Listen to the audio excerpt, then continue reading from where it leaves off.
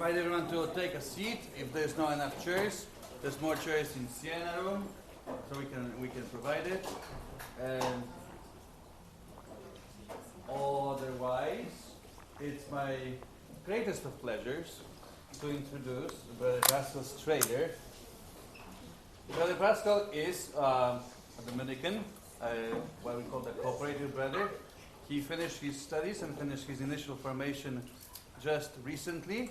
And normally, like a brother, student brother who comes to Lumen for a pastoral year, and Brother Paschal was here 2019, 2020, if I remember correctly. It was some time ago.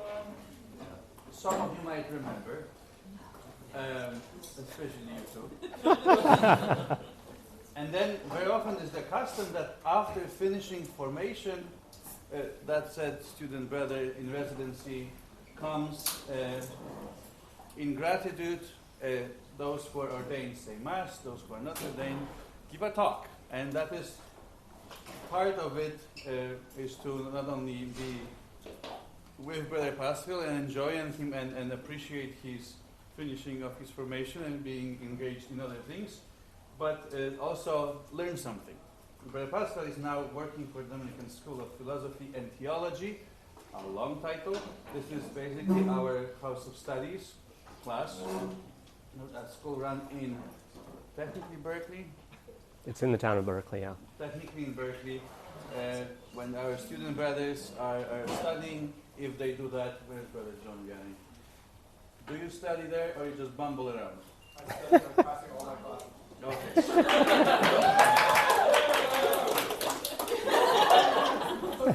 So, I'm really happy, Brother Paschal, that you're with us, and roll with your great talk. Thank you. All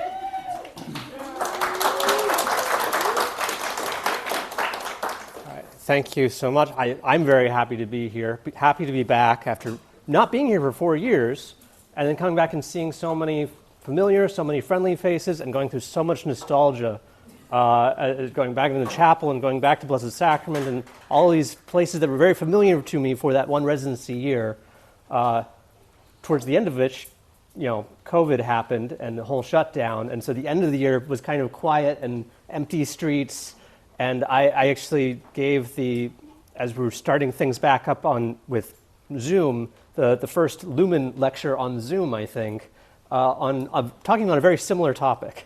So if you were there 4 years ago, some things may seem familiar. So as Father said, I was finishing my formation. Since I was not being ordained, my formation ended, having two milestones. One, making solemn, lifelong vows to the Dominicans. That happened a while ago. And two, finishing my studies. That's at the Dominican school, I was getting a concurrent master's in philosophy and theology. But writing a single thesis to get 2 masters is a nice deal. And so I'm going to be talking about actually what my thesis was on, which is comparing 2 proofs for the existence of God, which involves some astrophysics background things too. As you said, I now work at the Dominican school in administration. Part of my job is to be on the recruitment team. So along with coming back and doing a talk of gratitude to a place that means a lot to me, I also have a dual purpose of I'm on the recruitment team. I'm here to raise a bit of awareness for the school and say that the school is not just for Dominican friars. It is where the Dominican friars study for the priesthood, study for their formation for future ministry. But we also have lay students who get masters in philosophy and or theology. You can do this concurrent program that I did. So the idea is I'm going to give you a little example of some of the research that happens at DSPT, maybe spark some interest. We also have Bianca here who's traveling with me in the white and black there. Bianca Bermudez is our Director of Student Services and Recruitment. So she's also part of the recruitment team. So if this sparks some interest, I have a QR code you can scan to say, hey, I'm interested in this school. And at the very end, I'll give Bianca a couple minutes to say something. Okay, let's see if I can get this going. What do I want to accomplish? Far too much. Say a little bit more, Father introduced me, but a little bit about my background and how it fits into this. I got to show my astrophysicist street cred before I get into, okay, now I'm trying to argue for the existence of God with this. Then we're going to get into the two arguments. I'm going to call them science-based arguments, even though one of them is actually medieval. It's before modern science, but I'm going to give a little modern spin on it. But after my background, why study these arguments? What do we have to learn from them? Get into the two arguments, one a bit quicker than the other, and then draw out as many of the consequences of it as I can in the time I have. I have my reminder, because I often forget to say it. You could ask questions during the talk. You don't have to wait until the end. Okay, here's my scientific street cred. So before I joined the Dominicans, I was getting a PhD in physics with a specialty in astronomy, astrophysics, at UC Santa Barbara. And I was working in a lab that was all about using a new type of detector, a new type of camera with telescopes to see things that other astronomy detectors couldn't or couldn't easily do. So this is what the detectors look like. Here's what a single pixel looked like. Each pixel was a little superconducting circuit, a little electrical circuit. This is what 10,000 of them on a chip looks like next to a quarter. Yeah. So this is through a microscope. You see that? And these detectors, I won't go into all the things. That would be a whole another talk of what they can do, what we've done with them.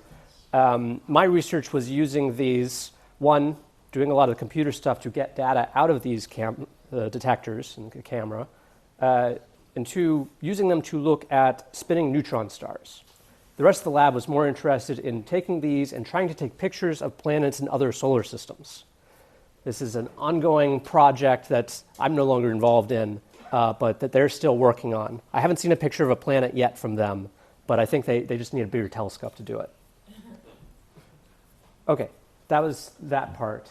Now into the actual topic, arguments for the existence of God. Why study these? What can we get from it?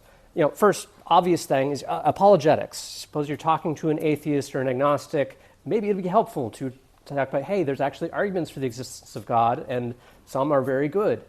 That's kind of the quick answer to that, but I think there's a lot more to it. One, maybe helpful for us too. Okay, we believe in God, but it's normal for people to have doubts every so often. If you have these arguments in the back of your mind, sometimes I can argue myself back. It's like, oh, I'm doubting this, but wait, I have this actually really good argument to bring back. It helps. There's more to it than that. St. Thomas Aquinas, part of the subtitle is Aquinas in Astrophysics. I'm going back to medieval. St. Thomas Aquinas, in the 13th century, it starts his work on theology, Summa Theologiae, his whole compendium of theology. One of the very first things he does is talk about arguments for the existence of God. And why does he do this? In the 13th century, in Europe, he doesn't know any atheists. He's not trying to convince anyone to believe in the existence of God. They all already do. He has a very strong faith. I don't think he needed a whole lot of reassurance himself. So what is he doing what is he doing with this? He's starting with proving the existence of God to tell us something about God, not just that God exists, but what do we mean by the word God? What can we know about God starting from reason? We can also have revelation. We have what God has told us about himself. But it's helpful to have both of those. What can reason tell us, and what has God revealed by himself? And they can help each other, that we can understand better what God has told us if we look at, okay, what does reason say? If starting from scratch, basically. That tells us something about God, also tells us something about us and the world, and how does God interact with the world. So towards the end, as I'm drawing out the consequences of one of Aquinas' arguments, this is what I want to get to, of this starting to build up this very rich theology, just starting from just one argument for the existence of God. That's where I want to get to. That's motivation. Are we all on board with that? All right. Now, the two arguments I want to talk about. Both are arguments from seeing some effect and inferring there's some cause of this effect. First one is called the fine-tuning argument. This is a much more modern argument, very recent. There's a lot of a lot of papers being written these days that as I'm doing research, I'm seeing more and more coming out about it. Second one, as I say, St. Thomas Aquinas, in his Summa Theologiae, he has 5 arguments for the existence of God. I'm going to talk about the 5th one, so it's called the 5th way. I'll give a kind of modern physics spin to it, but those are the 2. Fine-tuning argument is actually the one that I talked about in that Lumen talk back in 2020. So this one, I'm only going to have 4 slides on it. It's not the main thing. It's going to be a briefer exposition of it. But we're just going to get, what is the core argument in it? First, what's the background of it? What's the evidence that it's looking at? It's looking at, okay, modern science, modern physics, modern cosmology has a whole model of a standard model of particle physics, standard model of cosmology. It has all these formulas. These formulas have certain parameters, certain constants in them. There's about 20 of them that we can't derive. We can't pen and paper, chalkboard, come up with what the number is going to be. We just know there is a number and we measure it. Say the speed of light, we measure it. We don't derive what it's going to be. So things like masses of fundamental particles, mass of an electron, we can't derive what it's going to be. We just come up, we measure what it is, and then we plug that back into the formulas. Relative strengths of fundamental forces, I'll get into some of those things. They just seem to, they are some number. It seems like they could be anything. There's whereas contingency in it. It seems like it could be anything, but it is these values. Okay, here's the weird thing. Starting in maybe 1970s, most of the 1980s, they started realizing that for a lot of these parameters, if they were just slightly different from what they actually are from the thing we measure, if we had measured something different, it would change the universe in a way that life could not exist. So we say that they're fine-tuned. It seems like they're balanced on just the right value. They just happen to be those right values in order for life to exist. That's the background of the argument. I want to give one example of that. So here's the most science-y thing, at least this is an actual plot from a scientific paper. I've seen a number of versions of this. And what it's looking at here is comparing the strength of the strong force with the strength of the electromagnetic force. If you're think of a carbon atom, you've got 6 positively charged protons, probably 6 neutrons or so, 6 electrons. What are the forces going on in there? You have the electromagnetic force that's between the charged particles. It's the positive particles are trying to push each other away from each other. But the positive particles are attracting the negative particles. So the protons attracting the electrons, but the protons are pushing away against each other. Strong force is holding the nucleus together. It's holding those protons and neutrons together, keeping them in one atomic nucleus. So this is carbon, very important for our experience of life. Build up lots of different organic molecules with carbon and many other things. What happens if you changed some of these 2 forces, or the relative force strength of each one? So if the electromagnetic force is too strong compared to the strong force, or the strong force just gets weaker, there's this whole region here. So suppose this parameter was 1 and this other one was 0.01. We're in this region where carbon is unstable, where the protons, these positive charged ones, are pushing against each other hard enough that the strong force can't keep them together, and they're just going to fly off. And pretty much any time you have carbon, that's going to happen. You're not going to have carbon. You're not going to have any heavier elements than that, and carbon's not very heavy. It's going to be pretty hard to have life if you only have very simple atoms around. Another fun region in this is chemical versus nuclear, this light green area. I was reading up last night, what do all these parts of the chart mean? This one, a fun thing happens where chemical reactions, which we have lots of things, say, in our bodies going on, chemical reactions, are energetic enough that it would trigger nuclear reactions. So I try to digest a bit of my food, and suddenly there's a nuclear reactor in my stomach. That is not conducive to life, so far as I know.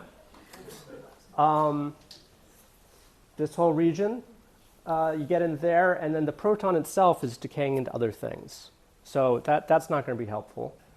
Then you have over here, this one is kind of the opposite, where protons stick together more than they would without even any neutrons around, and you suddenly don't have any protons alone. You don't have hydrogen available for stars to normally turn hydrogen into energy, turn to helium, releasing energy. And the sun's pretty important for life too. So if you don't have stars working correctly, the argument is you wouldn't have life in a universe in which you don't have stars shining. Similar thing with the blue area here. One of the main fuels of stars doesn't seem to work right, and it seems this region is usually labeled "stars don't shine." Stars don't shine seems like an issue. So of all of this place, and notice this goes from this parameter 0 to infinity, 0 to infinity.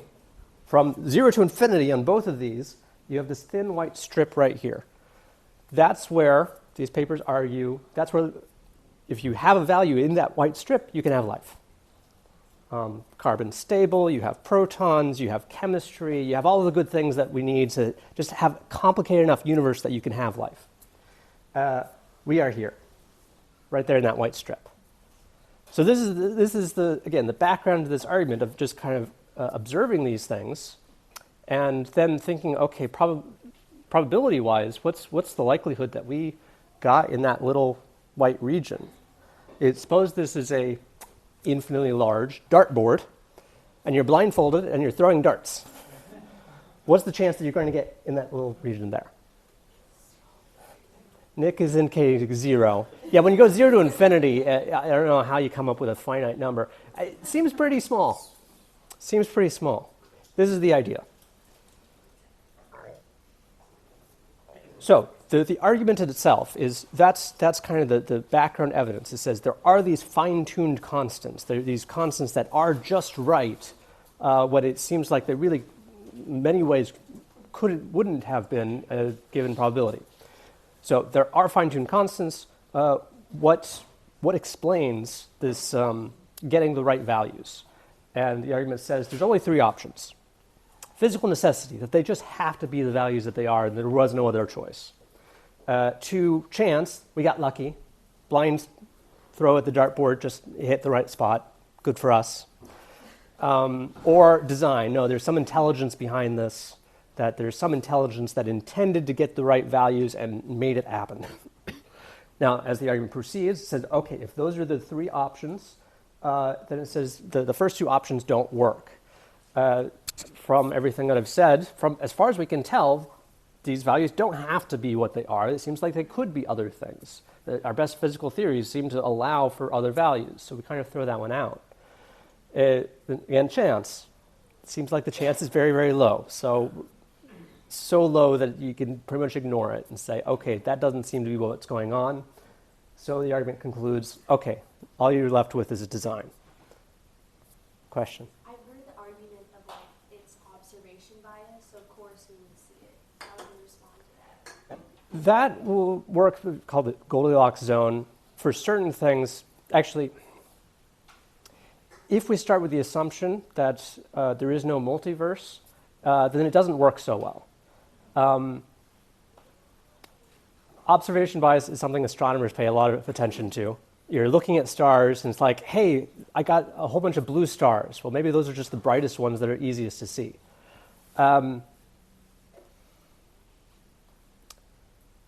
this case, again, if things were a little bit different, it's not just that, we would observe something different. It's like no observer could exist at all. If you get, another example is if you get gravity wrong and the entire universe is just a black hole, where's the observer bias? There's a thought experiment for this. It says, suppose there's a firing squad, and you have 100 riflemen. They aim at you. You're blindfolded. They fire, and you're still alive afterward. And you say, what is the explanation of this? Why am I still alive? This doesn't make sense. You had 100 people aiming at me.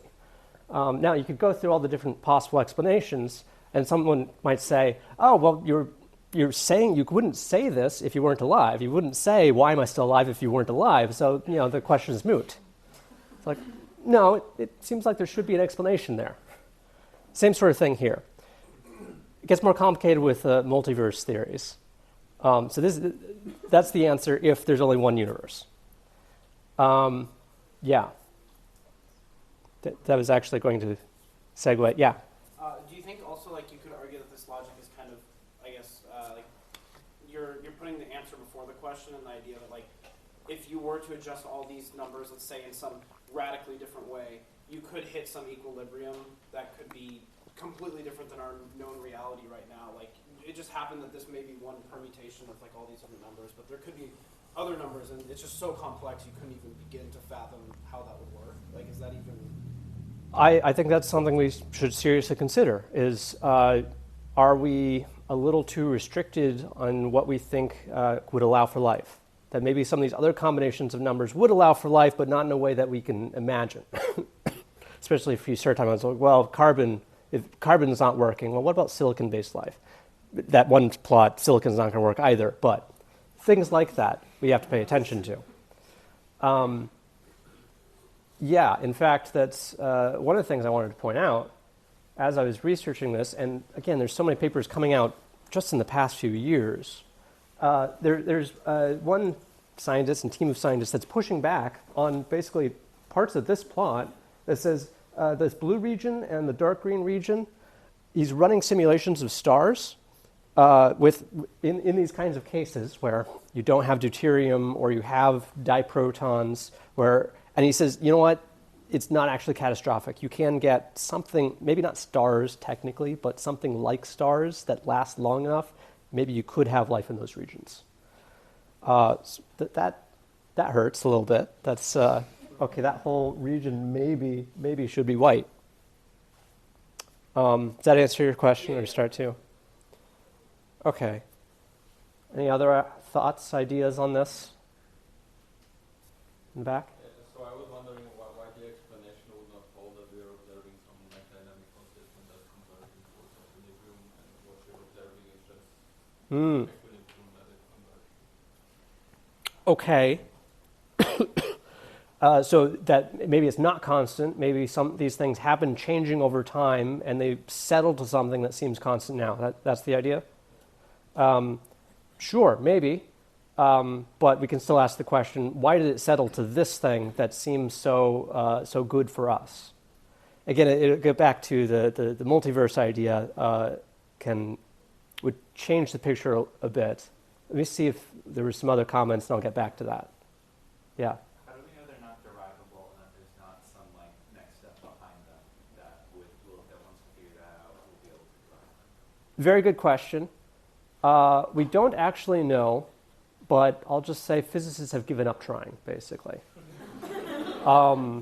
They thought string theory was going to do it, and then they figured out that string theory is going to allow for a lot of different possibilities, and we don't have a good way of deriving just one. And it seems like it could be any of these things. But yeah, that is one of my concerns about this is science does progress, and you can't really predict where it's going to go. And we are kind of trying to balance on this current state of what's happening with the current picture of science. Yeah, so that's one thing that, although one thing that could bring up with that is, okay, suppose there's something that forces these values to be exactly the values that we need. That also seems kind of unlikely. That seems lucky, that there's exactly what we need to make these values be what we need them to be. So we could still ask, okay, why is that? Why is there exactly the mechanism that we need if it's not something that's actually trying to get to life and yet manages to do it? So there's a lot of back and forth on that kind of thing. Yes?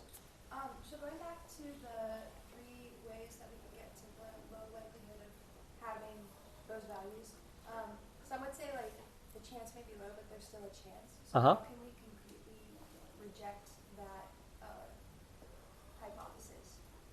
You can't outright, but it's just because the probability that they calculate is so low, it's so close to zero, that you're staking a lot and saying, we got lucky on that one. Again, the multiverse comes in and confuses things a bit because it changes the probabilities. I keep mentioning it, so I'm going to say more about it. When I talk about multiverse, I don't like talking about like Marvel Cinematic Universe multiverse. These papers, they keep using the word multiverse, but I think it's a bit of a misnomer how they're using it. I think the more plausible understanding of multiverse is a bit more like the dynamic variable, is that these things aren't constant across space. You're talking about dynamic maybe over time, but that maybe they're not constant over space. And if you go far enough in this universe, you find a different region that has different constants. And they could vary from place to place. And there's some interesting studies where it's, again, only one team that's seeing certain hints of this precisely in this parameter, strength of the electromagnetic force. There might be some hints that might actually be a little bit different at the far end of what we can see of the universe. Maybe it's not constant. So what do we do then? So suppose these things are kind of randomly chosen for different regions, and in the parlance of these papers, a region with these constants is a universe. So multiverse is a bunch of these regions. Kind of a weird way of using the word universe, but so be it. I like to say domains or regions. Suppose you have a whole bunch of these. You have a very large number of these, and they all have more or less randomly chosen constants. You could have a universe for like every single speck on here, in universe, domain, region. And if you have enough of them, then you're going to get a certain number of them that do fall in the right place. That changes the probabilities. It's now not that unlikely that you find something that's good. And now you can ask about observer bias of, hey, we got really lucky. It's like, well, maybe we did get really lucky that there was a whole bunch of them and we just happened to live in the universe where we could observe things. So yeah, you are picking out all the things that I find a little troubling about this argument.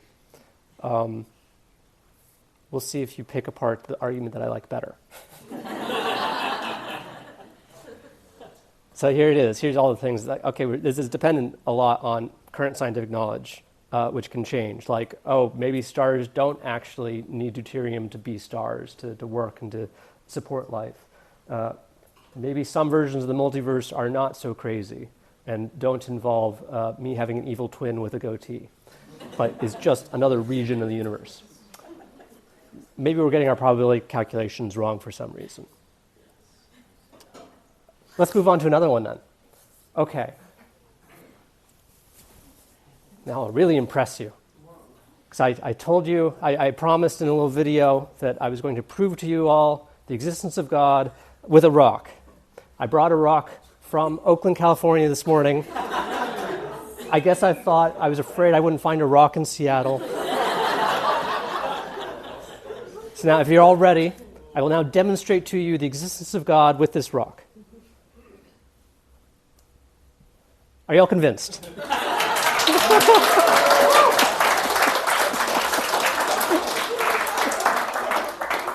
Maybe I need to slow that down a little bit and take it step by step. Okay, I throw the rock up in the air. What am I demonstrating? This rock behaves like a rock. Stunning statement. What do I mean? It behaves like any massive body, that it's affected by forces. I move my hand up, there's a force applied on the rock, it accelerates upward, there's another force of gravity accelerating it downward, all these things that, I'm a physicist, I could explain this all in great detail and mathematical rigor, but I'll approximate it with Newton's laws, and say, okay, the rock acts like a rock.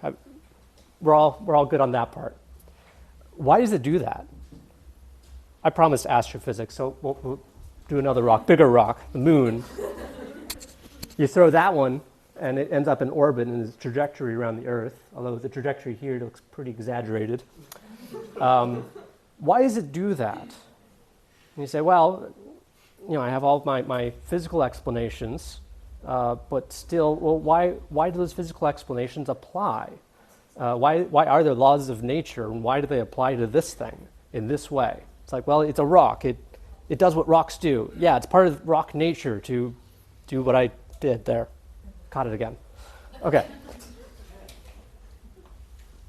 If I can anthropomorphize the rock for a minute, I can calculate, if I know the force upward and other forces acting on it, I can calculate the trajectory. I know exactly where it's going to go. How does the rock know where to go? It doesn't know anything. The rock is dumb. I always emphasize, the rock is dumb. And yet it does physics really well. Right? It can do physics better than I can. So what am I getting at? I'm inching toward Aquinas' fifth way, his fifth argument. So the rock somehow is doing the right thing even though it doesn't know what the right thing is. Somehow it's going to the right place. It seems to have a certain directedness built into the thing, built into the nature of being a rock, to respond to forces in this way, to follow the laws of nature, all of these things. Now, Aquinas says if a non-intelligent thing, like a rock, is acting for an end, it has a directedness, it seems like it's acting for a goal even. It seems to almost have a goal of having the correct trajectory. Then there must exist some intelligence to direct it. And his principle that he uses over and over again, he says, otherwise, they wouldn't do it so reliably. Anything that you see happening reliably is not happening by chance. I have an arrow and a bullseye there. So he uses the analogy of an arrow. Like an arrow headed for a target, you know that there's some intelligence behind it. But we can pick on that a little bit. So suppose you don't see an archer, but you see an arrow hit a bullseye. And you say, can that happen by chance? Maybe. Wind picked it up and just it happened to hit the right bullseye. Unlikely, but go with it. Sure. For the sake of argument, it could have happened by chance. And then you see it happen again, and again, and again, and again. It's like, oh, maybe it misses one, and then it happens again. It's like, wow, this is really reliable. You can come up with all kinds of theories of where these arrows come from, but what you're not going to say is completely by chance that it's always hitting the same spot. Because chance doesn't act reliably. There can be lots of chance involved, but the things happen, if it happens reliably, then there's something beyond chance going on. There's some reason that it's hitting the bullseye every time. We're naturally going to think, okay, there's an archer, there's an intelligence directing the arrow to that bullseye. We might look and we find a machine actually shooting it at the bullseye. And still we're going to think, okay, there's some reason that the machine is aimed at that. We're still going to look naturally for intelligence. So the same, if I can go back to the rock, it seems very different, but it ends up being something the same. It's that the rock has this directness in it that it seems to, again, anthropomorphize it, know how to go do the right trajectory, want to do the right trajectory, even though it doesn't know anything. And it does it very, very reliably. If it's doing it reliably, it's not by chance.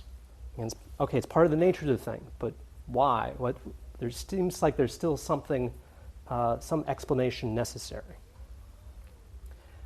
So Aquinas concludes this. It's a very brief argument, really.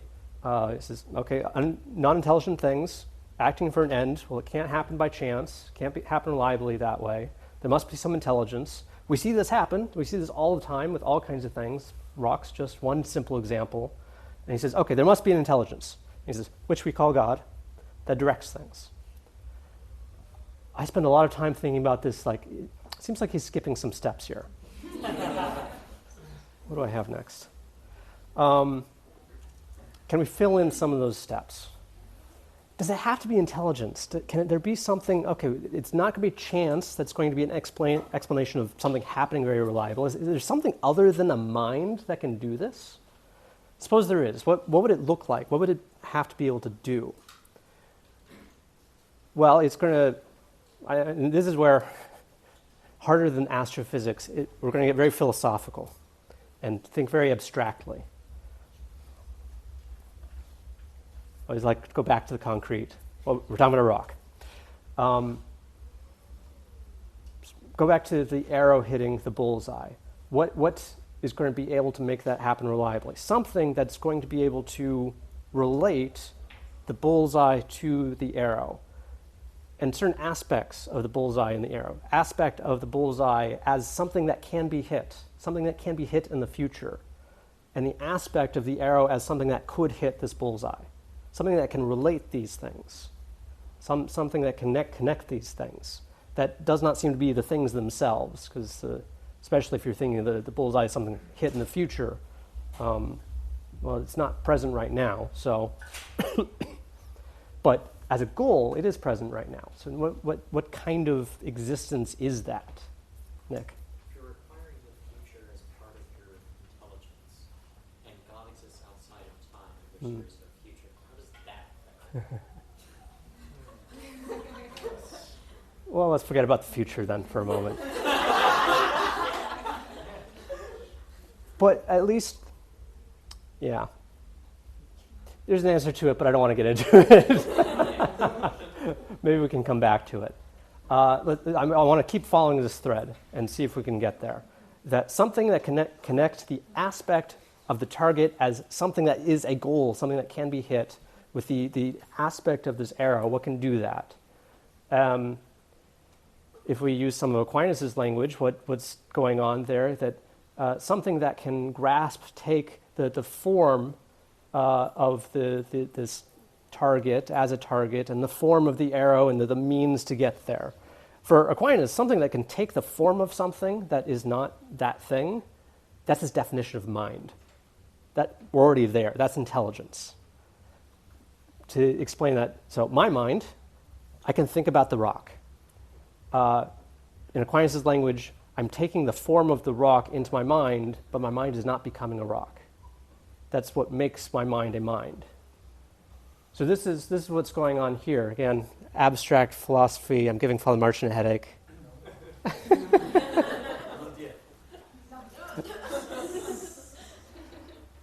Something that can connect the aspect of the target as a target with the arrow as something that can hit the target in this kind of abstract sense, something that can hold all of that together at once, meets Aquinas' definition of what a mind is. It's not necessarily going to be exactly like our mind. We can say that from the beginning.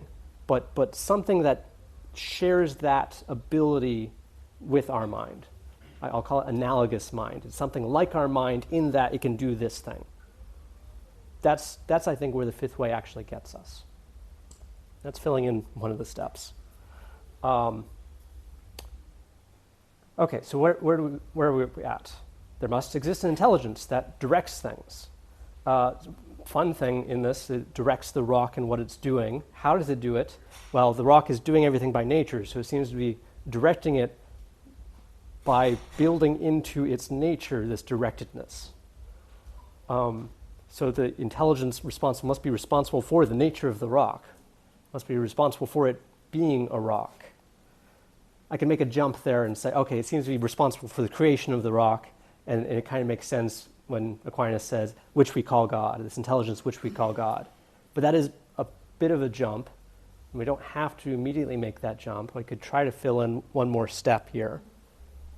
So I have my diagram of the moon rock, and you have some author of the moon rock, something that's making the nature of the rock to be directed to all the things it's directed to. Does that have to be God? Oh, I'm pausing first. Okay. I inserted this to breathing room, see if we're all caught up to this point and get any reactions to it, besides Nick's question about the future. If we have time, I'll get to it. But any reactions, thoughts? Does this seem like a good argument, or is it just too confusing? A little bit of both. A little bit of both? A little bit of both? I see. So I think I don't quite understand why there is like this concept of intelligence needed. Like, why can't we just say that we apply some force to a stone and the stone just, let's say, reacts to it, or kind of Yeah. the movement that's So started by the we say that, but the question I'm asking is, why does it react to a force? Why when I apply the force with my hand to the rock, does the rock do something? Why doesn't the rock just stay put and my hand pass through it? I mean, so it's kind of just based on the law of physics. So do you call law of physics the intelligence? Or? No, I'm asking what's the explanation of why are there laws of physics? I was talking to an astrophysicist when I was a grad student. There was a whole group discussion, and he said this is the one thing that actually gives him pause. He's a staunch atheist, but he says this is the one thing that gives him pause. He's a physicist, but he's wondering how does and he knows the laws of physics, but how does the universe know the laws of physics and be able to get from this point of time to the next point of time? How does it apply the laws of physics? Why does that work? Where are these coming from? Isn't it kind of a question where you move though to assume that there is like some first cause? Like in other words, couldn't it just be the case that reality is differently configured, and it's just like these much in the same way that we would say that God has always existed, right? A person could equally say these laws of nature have always existed, and there isn't an origin to them. What I would call that is kind of a brute fact theory, that maybe the laws of nature are just a brute fact they just are, and there is no explanation of them. Does that sound similar? And there's going to be people who contend that. Technically, the philosophical thing is they're rejecting the principle of sufficient reason. It's rejecting the idea that for any phenomenon that you're looking at, that there is some sufficient explanation of it. And what happens when you do that? Well, I go in my lab and I see some phenomenon, and suddenly I have to think, maybe there's no explanation of this phenomenon. Maybe it just happened and that's all there is to it, and no other questions would be helpful. That's not my experience. My experience is I ask questions and I find explanations of things. But always the next door I open, there could be just nothing there. You get into trouble if you reject the principle of sufficient reason. The whole scientific method becomes a little bit more uncertain. But what do we do when people argue back? Like, okay, well, like, why God? Like, why is there God? Like, what do we say to that? Well, we can actually get to that. So, one, what do we mean by God? And so, at some point, when you talk about like a first cause or something, people, they may not admit it at first, but they might be able to say it's something like, yeah, there's going to be something they consider the ultimate explanation. For them, the ultimate explanation may be particles, maybe the world. And then the question is, well, does that meet all the criteria we need for a first cause, for a first explanation? And I'm going to argue that it doesn't. And as we draw out more of the consequences, we say, well, do we need the whole idea of what we think of as God to explain this one thing? Yeah, so that's, I think, actually a very good question. I got two hands. Joe, was it? So back on the subject of a rock. Yes, very good. If we throw it and it falls, then it's following what it was designed to do. Then that means that, first of all, those laws are inherently good. Mm. And that means that they must have been created by someone or something with the intentions of, the intention is basically good, and that's what convinces me as far as God has some thoughts behind this natural phenomenon. Mm-hmm. And so I'm wondering, is there a connection between the fact that what we're observing is true, that it's a means to an end, and it being good, created in the image of God? I'll say yes, but there's going to be a whole bunch of more steps to figure that out. And I'm not going to be able to fit that in here. But if you want to look at my thesis,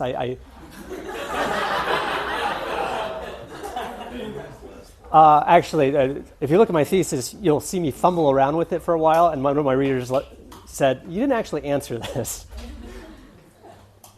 Brother John Vianney. I wonder, to Mike's question, if Aquinas meant each of the ways to be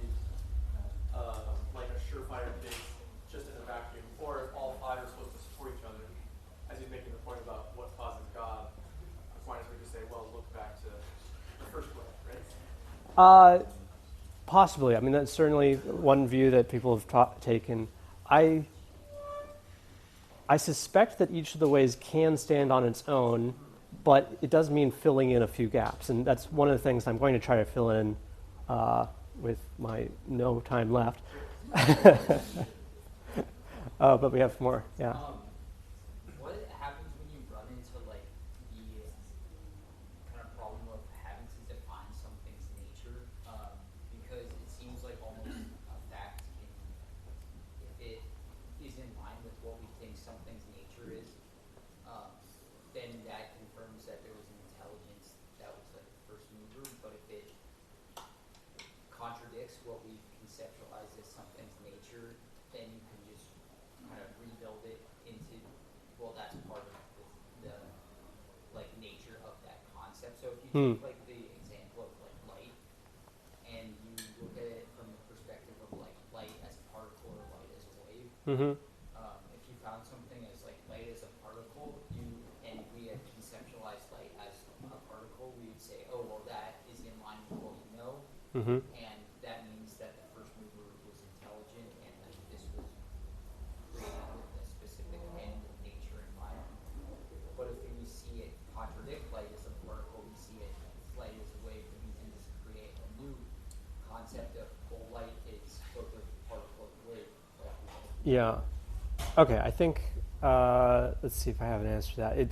So our understanding of nature is going to be iterative, that we may not understand the nature of something first off, but I don't think we actually need that for this to work, because the main thing we're getting at is nature is acting reliably. I think we can establish that without understanding everything that it means to be a rock or everything it means to be light. We still see something reliable happening, even if it actually doesn't hold in all the cases that we think it holds. There's still something reliable about it that I can still say there needs to be something behind that, and still argue there needs to be some intelligence behind the nature of the thing, even if I can't really pin down what is the nature of the thing. I think it still works. I'm wondering about the sufficiency of mind, or like, is there some extra pure union for how this God would interact, like how it moves the thing? So the mind decides, oh, the arrow should move in that direction, or the rock should fall, and then how does it cause it to fall, and then does that require another set of laws of physics for how that mind affects the objects? I don't think it would require. I mean, there's going to be extra laws of physics that we don't know about. If you can get to an omnipotent creator, just whatever he wants to happen will happen in the way that he wants it. If you get to that point, you don't need. He doesn't need any means. He can use whatever means he wants, but he doesn't actually need anything additional in order to make things work. In Genesis, God speaks and it happens. That kind of thing, if that kind of answers it. Let's keep moving, I think. Let's see. Okay, back to, does it have to be God? I'll put it another. It's like I think I've argued that it has to be intelligence in the way that Aquinas means intelligence. It's be able to pick up this a form or aspect of something and hold on to it. Without becoming the thing, then that for Aquinas, that is intelligence. But what if it's a finite intelligence? What if it's something less than God? What if it's an angel? Immaterial. For Aquinas, minds are going to be immaterial. Holding on to the form of a thing without being the thing, you got to be immaterial. But what if it's an angel? So what if the author of the moon rock is actually an angel? At least an author of the directness of it. I say, okay, let's run with that. Here it gets even philosophically trickier. And I'm going to say that a finite intelligence, like an angel, there's going to be a difference between the ability to think and actually thinking. That seems intuitive so far. Next, I'm going to say if there's a difference between the ability to think and the actual thinking, then it also has a built-in directedness. Like the rock has a built-in directedness. This ability to think is directed toward thinking. That can't be explained by the angel doing what it wants. It also is going to require another explanation. And by Aquinas' logic, that explanation is again going to be intelligence, but not that particular angel intelligence. So if the author is the author of the moon rock, the angel also has an author. Okay, well, what's that author? Is that another angel? If we do that, okay, you're just going to keep going up and up and up. You can't go to infinity with that. You can't have an infinite chain of angels causing angels. It's got to end somewhere. What is that end going to look like? What's the requirement? What's the criteria to come to that ultimate explanation? It's going to be something where that ability to think is not different from actually thinking.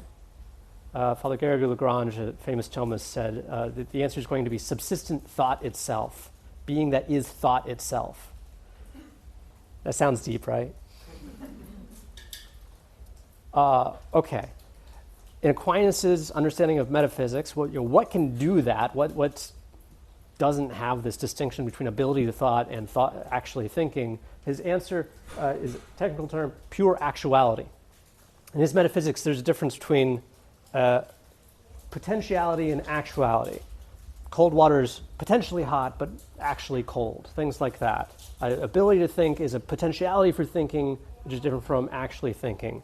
So what we're going to have to come to is an intelligence that doesn't have potentiality. Because anytime you have potentiality, you have that directedness in its nature that's going to require further explanation. If we're going to come to an ultimate explanation that needs no further explanation, you're going to have to come to something that has no potentiality. So you have pure actuality. This is much easier to put, comma, which we call God. Because Aquinas then, after his 5 arguments, then with something like this concept of pure actuality, then derives all the divine attributes. And I'll go very quickly through a couple of them. Eternity.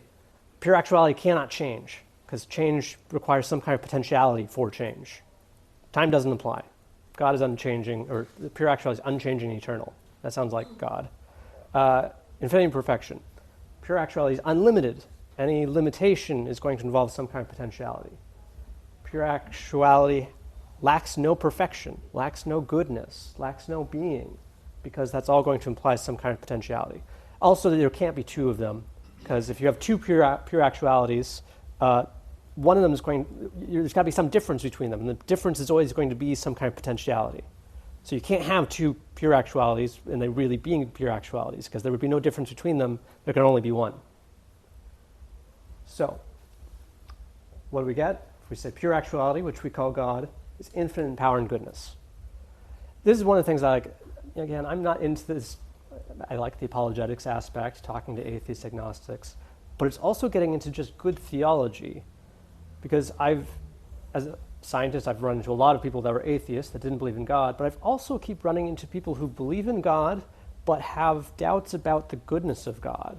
Or is God really good? There's so much suffering going on, so much evil, and there's a lot that needs to be talked about there and worked out, and a lot of good questions that need to be answered. But if you have this kind of starting point of what do we mean by God, infinite power and goodness, then to say that, God isn't completely good just doesn't make sense. Again, if someone's suffering, simply saying that isn't going to necessarily move things in the right direction. But if more people study this to begin with and then run into these problems, again, maybe that confidence thing, well, I had this argument that God's infinitely good, so maybe I can talk myself out of some of these things. Can you just elaborate briefly how it is that infinite goodness follows from pure actuality? Yeah, so I'm hand-waving a little bit. So in Aquinas, he says goodness is, I'm losing the word, is equivalent to being. Being is always going to be good in some sense. Goodness is being with the added note of there's some attractiveness to it. I guess the easier way is like if there's some lack of goodness, there's always going to be some kind of potentiality. Goodness is something that in its own what it is doesn't necessarily involve limitation. any kind of goodness that I'm thinking of, goodness of a rock, that's going to involve limitation. But the idea of goodness itself isn't going to involve limitation. But if something like, say, evil, in the philosophical sense, is always going to be a certain limitation of the good. So if you have no limitations, you're not going to have any evil, any lack of goodness, if that helps. So then if like you can trace everything kind of back to God and who is this like this infinite power and this infinite goodness, then where does evil come from? Like Uh-huh. God, and like if it all stems from God, like is it just because of like free will and like I don't know. Like that sort of idea. Like if everything stems back to God and God Yeah. is infinite goodness and there's no and evil would imply probability and there was no none, where do we feel like where does that fall? Very good question, which could be a whole nother topic, which I should have anticipated. Anyway, oh, Father March wants to say something. So, like evil as absence of Uh-huh. the good that is to be chosen, because we are to choose the greatest good. Mm-hmm. So we recognize that evil becomes from sort of like potentiality that is chosen, even though we could choose better. Like Uh-huh. that evil action is choosing lower value over higher value, and that becomes evil, but it's relational between two values or two actions that can be described. So that's Thomas and his morality, the greatest good. So in that aspect, evil does not exist necessarily as a being, but it's a privation. Mm-hmm. And we can recognize that there is something like absence or a privation is a metaphysical concept. And we can recognize, for example, that a person who is born without one hand, I was just thinking of that example. Yeah. that example. Not even here to put